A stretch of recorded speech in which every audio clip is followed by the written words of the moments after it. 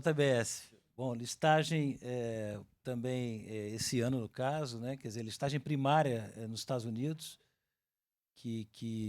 com BDRs no Brasil, eu acho que isso é algo diferente e bacana. E eu me lembro que você falava em algum evento que a gente já teve junto, da importância dos índices, né? Onde você tem que buscar aí mercados onde você possa estar dentro de alguns índices que refletem aquele segmento de atuação. E entendo que a decisão passou por isso também, mas foi uma jornada que se chegou agora ao fim, né? E começa aí a vida pública. Como é que é a visão do CFO? Como é que foi esse processo decisório, as decisões associadas às escolhas, né? E como é que é gerir uma BDR também, que é uma coisa meio invertida, mas também é importante, dado pela própria natureza, origem do grupo, que está relacionado ao mercado brasileiro. Como é que essa visão do ponto de vista do CFO, aí, essa vivência aí desse processo? Obrigado, boa noite a todos. De fato foram 7 anos, falar agora 7 anos em 7 minutos, vai ser um desafio. Mas a gente até chegou uma época que a gente chamava o projeto de Hidra, porque era Hidra de Lerner, porque cada problema que a gente resolvia aparecia mais 3. E a gente foi. Então tem vários, assim, posso escrever um livro aí desse processo decisório ao longo do tempo. A gente teve um tempo interrompido, que a gente ficou de 2020 a 2022 sem trabalhar na listagem, porque com a Covid os juros caíram para um nível muito baixo, e se eu estivesse trabalhando na listagem, eu não poderia atuar no mercado de capitais. Então eu aproveitei esse período para rotacionar toda a minha dívida. A gente fez 20 bilhões de dólares de emissão e alonguei o prazo médio para 16 anos, custo médio para 5,5, aloquei nas entidades da moeda, para não ter descasamento cambial e maximizando o tax shield. No final de 2022 o juro sobe e a gente resolve começa a trabalhar de novo na listagem, e aí teve todo o ano de 2023 de aprendizados.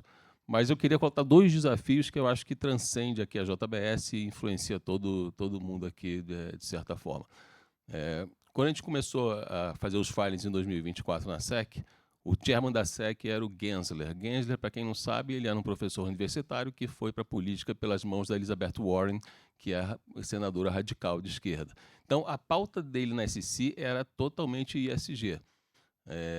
E aí ele tentou implementar um projeto de fazer escopo 1, 2 e 3 como obrigatoriedade no formulário de referência dos Estados Unidos, o 20F. Escopo 3, que ninguém nem tem consenso de como medir, e ele queria obrigar. Obviamente, o escopo 3 não passou nem dentro da SEC, passou o escopo 1 e 2, só que depois entrou uma liminar e eles não implementaram e provavelmente não vão implementar isso nos Estados Unidos. E a gente aqui no Brasil, a gente continua nisso, eu estou através da Abrasca, eu acho que a gente deveria rever isso, porque se a gente quer trazer empresas para o mercado de capitais, a gente tem que facilitar as vidas delas e não dificultar. Assim, a Suzano, que tem margem de 40%, Vale, eu acho que tudo bem encarregar com esse custo. Mas se você vê quantas consultorias te cobram para fazer esses escopo 1 e 2, é um absurdo. Então, acho que a gente tem que rever essa questão, até porque o mundo não está melhorando por isso. Eu gosto de dar um exemplo. Uma mineradora vendeu uma mina de carvão para uma empresa privada, ela melhorou o carbon footprint dela, o escopo 1 e 2, mas a empresa privada continua produzindo e o mundo não melhorou. Então, assim, até nos Estados Unidos o pessoal entendeu que isso não é o foco, não é obrigando as empresas listadas a preencher formulários que você vai melhorar o planeta. Você só vai estar incentivando que as pessoas migrem e não listem e sejam empresas privadas. Por isso que o crédito privado cresce tanto nos Estados Unidos. Então, acho que isso é uma coisa que no Brasil a gente deveria rever. E eu estou com esse posicionamento na Abrasca e de a gente rever essa questão da obrigatoriedade do escopo 1 e 2. Não que a gente não tenha cuidado de sustentabilidade, que é como o Gabriel falou, isso é a sustentabilidade da empresa. Assim, se a JBS não cuidar da Amazônia, não vai ter chuva, não vai ter pasto, não vai ter boi. Entendeu? Então não é nem uma questão de formulário, é uma questão de sustentabilidade mesmo.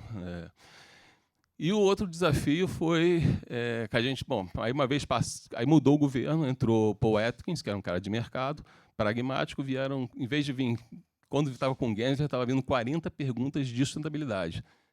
Chegou a ter uma época de 10, 15 perguntas de Amazônia. Ou seja, isso não é a função da SEC. Quando o regulador começa a extrapolar suas obrigações, já começa a ter essas distorções. Se a tua empresa quiser falar assim, olha, o objetivo da minha empresa é destruir o planeta, se for acurado, a SEC tem que passar. A obrigação dela não é essa, entendeu?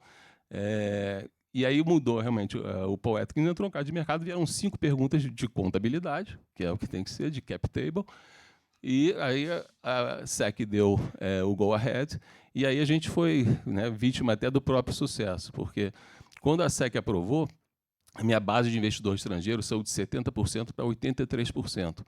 Só que foram em fundos americanos que não tinham mandato de investir na B3, que compram via swap. Você faz swap com a Morgan Stanley, com a Goldman Sachs, com outras empresas. Só que na hora de chegar na Assembleia, essas empresas elas não votam, porque elas não querem ter o custo de operacionalizar. Então, os fundos swap não iam poder votar. E aí veio outro problema, que é outra questão que está em debate nos Estados Unidos, que eu acho que a gente deveria fazer o debate aqui também. A ISS Glass Lewis, ela não conversa com a empresa, ela só começa a conversar com você uma vez que você soltou o edital. Então, você faz um tiro no escuro, porque é questão de staff e operacional, porque ela não teria motivo dela não fazer isso, mas porque ela quer cortar, não quer ter o custo. Bom, a gente solta o edital, e a Glass Lewis e a ISS falam de todas as benesses, todos os benefícios de fazer a listagem lá, de ter uma dupla listagem, né? Porque o BDR é igual o programa de ADR da Vale e da Suzana. Só a diferença é que eu estou listado lá primário e tenho o BDR aqui. Então, o gerenciamento, tudo é igual. E aí as Glass Lewis se botam contra, e aí vem o primeiro problema. Os fundos passivos que seguem Ibovespa, que como o Felipe falou, hoje 56% dos ativos sob gestão vem de fundos passivos, que seguem S&P 500, que seguem esses índices. Isso em 2004 era 5%, então isso mudou muito. Só que as instituições usam as ações dos fundos de índice para votar na Assembleia, o que não deveria, porque o nome diz, fundo passivo, ele tem que agir como passivo, ele não está ali para votar, mas eles fazem isso. A BlackRock, State Street, colocaram 3 board members na ExxonMobil para forçar ela a fazer investimento renovável. Então, isso agora, depois de Larry Fink, mudou a questão de ESG dele também, mas esse tipo de coisa acontece. E aí, aí teve uma questão ainda mais pitoresca. Assim, vários gestores, inclusive daqui da Faria Lima, de casas grandes, de bancos, de instituições grandes, o gestor comprou a ação da JBS para ganhar a valorização da listagem, porque eu ia ter um maior número de investidores, e o compliance virou e falou assim, não, você vai ter que votar contra, porque no estado aqui a gente tem que votar junto com a ISS Glass Lewis. Então, assim, o gestor estava indo contra o cliente dele. Ele estava, em vez de estar seguindo o interesse do cliente, ele estava seguindo o interesse da ISS Glass Lewis. Isso fere o dever fiduciário do gestor. E por isso que isso está em debate nos Estados Unidos. O gestor ele tem que votar de acordo com o interesse do seu investidor, e não de terceiros, como é o caso da ISS Glass Lewis. Então, isso é um ponto que eu acho que merece debate, está esse debate forte nos Estados Unidos, e prejudicou muito, porque, de repente, eu estava sem diferente de várias situações em que, mesmo com algum conflito de interesse, o controlador acaba votando, a gente já viu isso muitas vezes aqui no Brasil. No caso da JBS, o controlador não votou, e o BNDES também falou, não vou votar, minha posição é muito grande, vou deixar para os minoritários resolverem. Os minoritários eram 30% da base. Só que sem os fundos de swap, e com os fundos passivos, e os fundos ativos, né, com essa bizarrice de ter que seguir a ISS Glass Lewis, não ia passar a votação. Né? E aí, quando eu peguei o avião, fui para os Estados Unidos, e aí eu conversei com alguns grandes hedge funds de abrir conta aqui nos Estados Unidos, na B3, e desfazer o swap, comprar ação e votar a favor, e aí acabou passando. Mas acho que são 2 pontos que eu acho que a gente merece debates aqui. Primeiro, essa questão do escopo 1 e 2 de obrigatoriedade, se a gente quer atrair empresas, a gente aliviar o custo delas. E essa questão também de ISS Glass Lewis determinar votos para fundos de pensão na obrigatoriedade, quando, na verdade, ele tem um dever fiduciário de prezar pelo melhor interesse do cliente.